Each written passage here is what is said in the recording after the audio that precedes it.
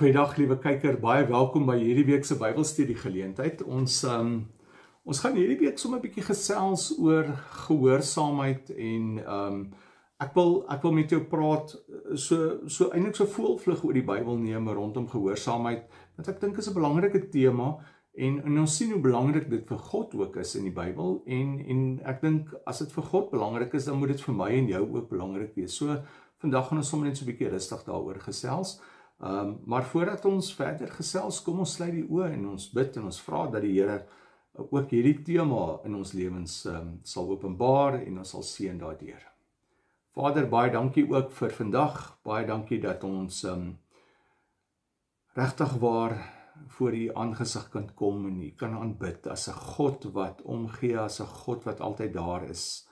En ons kom bid vandag dat U in U groot genade deur die woord met ons sal praat, dat U hierdie tema van gehoorsaam wees, dat U dit aan ons sal openbaar en dit op ons harte sal druk, Heilige Gees, dat U dit verder sal vat ook vorentoe asseblief en ons sal help daarmee.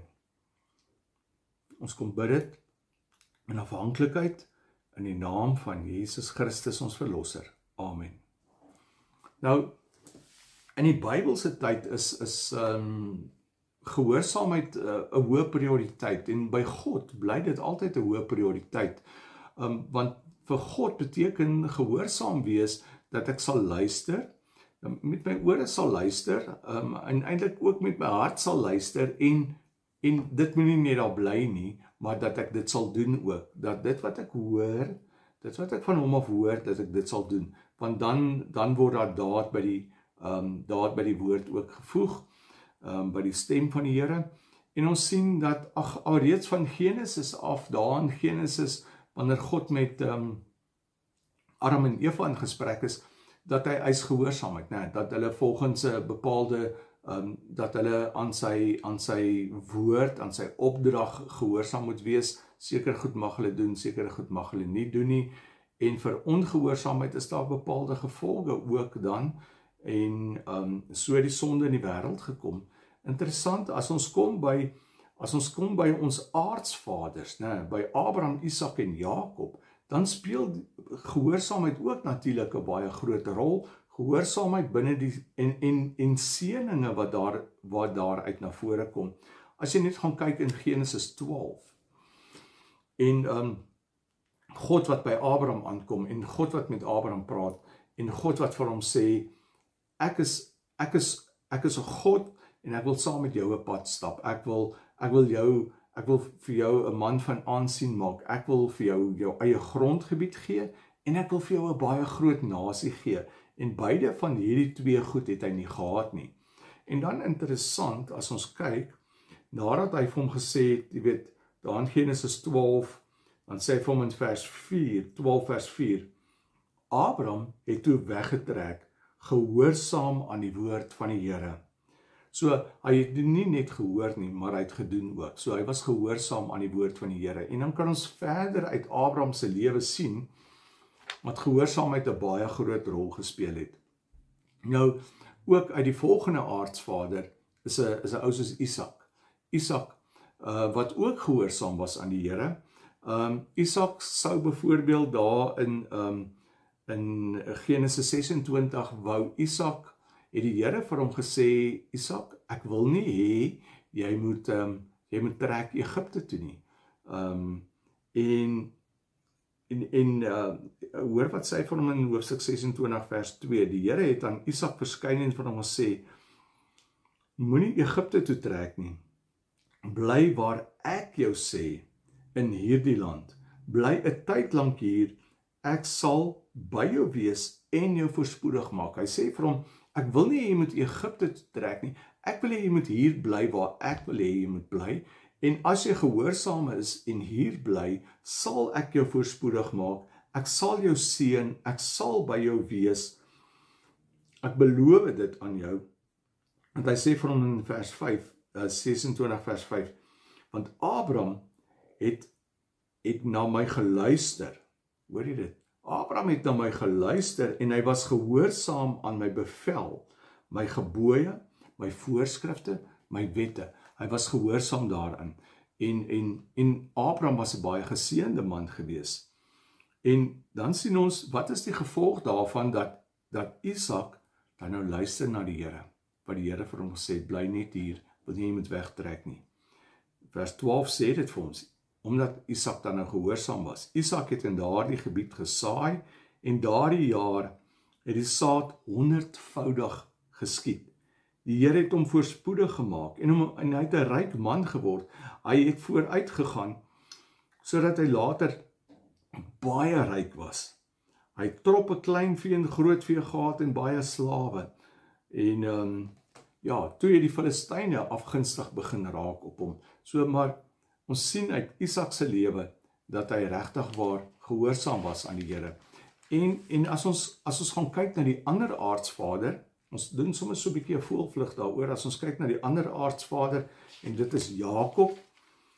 Jakob wat ook, ons weet, Jakob se lewe begin maar bietjie wankelrig, maar hoe verder hy in die pad afstap en in die lewe saam met die Here stap, dan raak die Here hom aan daar by die Jabokrivier, en dit was 'n lewensveranderende moment in Jakob se lewe, en daarna kon ons regtig sien Jakob wat sy lewe ook verander het na Israel toe, hoe hy regtig gehoorsaam aan die Here was. En Jakob wat dan ook geluister het na die Here. As jy byvoorbeeld kyk na gedeeltes soos in Genesis 35, waar die Here vir hom baie duidelik gesê het, Jakob, maak klaar, vat jou goed, gaan na Bethel toe, en bly daar. So weer eens sê hy vir hom, trek soontoe, bou vir my daar 'n altaar. Ek is die God wat daar aan jou verskyn het, toe jy vir jou broer Esau gevlug het.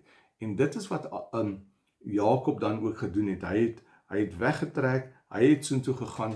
Hulle sê nou hier bietjie meer detail, dat van die ander saam met hom afgodsbeeldjies gehad het, en hy het gesê, reinig julle. Raak ontslaaf van daardie goed, want alles gaan oor die Here. Ons moet gehoorsaam wees aan die almagtige God van my pa en van my oupa, van Abraham en van Isak. En so het hy dan ook gedoen, en was hy gehoorsaam gewees, en het die Here hom ryklik geseën. Dieselfde seëning wat vir Abraham daar was vir Isak daar, was ook vir Jakob daar. Maar hoekom? Omdat hulle gehoorsaam was aan die Here. En ek dink dit is baie belangrik wat 'n mens nie altyd raak sien nie. En dan, as 'n mens verder blaai in die boek Genesis, en jy gaan nou hier na Genesis 46 toe, hoe Jakob versigtig was om terug te gaan Egipte toe. Want onthou, Josef was daar gewees, en daar was hongersnood in die land gewees. Wonderlike verhaal om bietjie te gaan lees, as jy sommer net die boek Genesis vat, en jy lees hom amper soos wat jy 'n storieboek lees. Wonderlike verhaal van die Here se genade, se troue liefde, en 'n hele verhaal van gehoorsaamheid wat daaruit na vore kom. Maar Jakob wys ook vir ons iets van gehoorsaamheid, wat hy sê, wat die Here met hom praat daar by Berseba, in 46, daar by vers 3, toe sê God vir Jakob, ek is God, die God van jou vader, moenie bang wees om na Egipte toe te gaan nie. So weer eens, trek maar soontoe, dis okay as jy soontoe trek, ek sal saam met jou wees, want ek sal jou daar 'n groot nasie maak. Ek gaan saam met jou Egipte toe, en ek sal jou beslis weer hierheen laat terugkom. Ek sal jou terugbring na die beloofde land toe. Wanneer jy sterf, sal Josef jou oë toemaak. So, dit was vir Jakob so wonderlik om weer te hoor sy seun Josef leef. Maar om Egipte toe te trek was 'n groot storie vir hom gewees. Maar hier sê hy, goed, ek sal eintlik gaan as die Here vir my sê. En die Here sê vir hom, jy kan maar Egipte toe trek, ek sal jou daar ook seën en jou 'n groot nasie maak. Nou as jy net 'n bietjie verder aankyk in 46 vers 27, dan sien jy, hulle was maar 70, altesaam 70 wat soontoe getrek het.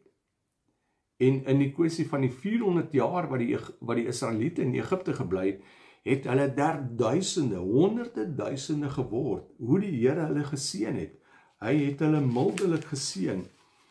In so 'n mate dat Eksodus 1 vers 7 sê, dat die Israeliete was vrugbaar en hulle het vermeerder, hulle het baie geword, so baie, dat die land vol was van hulle. Dit.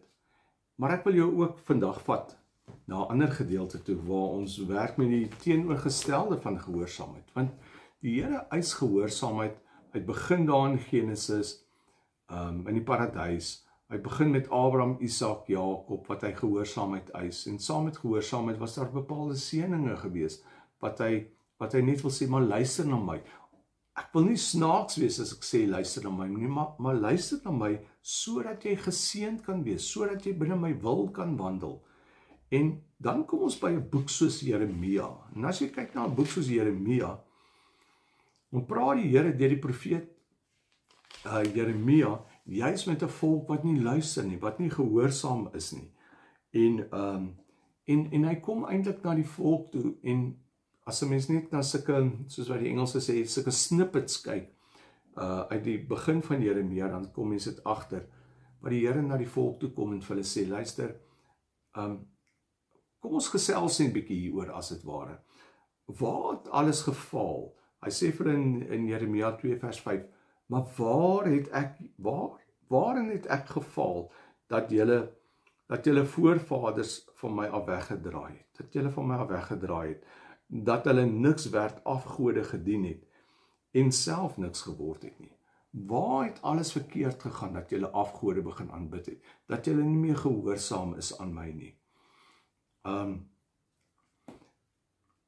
Hy sê, as ek kyk na die samelewing, na die verskillende vlakke van die samelewing, dan sê in vers 8, Jeremia 2 vers 8, hy sê, die priesters het nie gevra, waar is die Here nie.